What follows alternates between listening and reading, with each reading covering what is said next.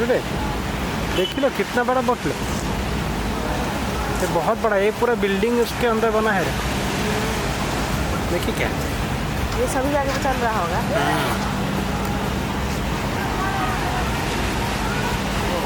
जैसे shopping mall वगैरह है।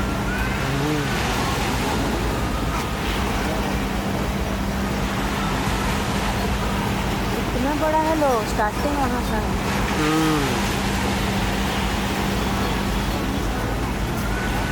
ये कार्गो बोट, समझे?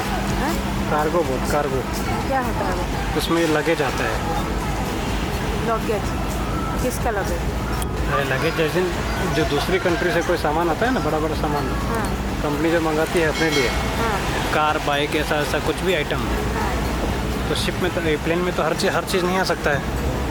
इसीलिए इसमें देख रही है पूरा, इस वीडियो में देखो कंटेनर रखा है पूरा, देख रही है? ये सब कंटेनर में सामान, जैसे UAE लिखा है। और डूब गया तो? कौन डूबा लो? नहीं तो ऐसे कैसे डूब जाएगा? तो ये दूसरे कंट्री में जाएगा, कहीं से आया होगा, और इसमें से कुछ सामान यहाँ उतरेगा और कुछ सामान कहीं और जाएगा। ठीक है?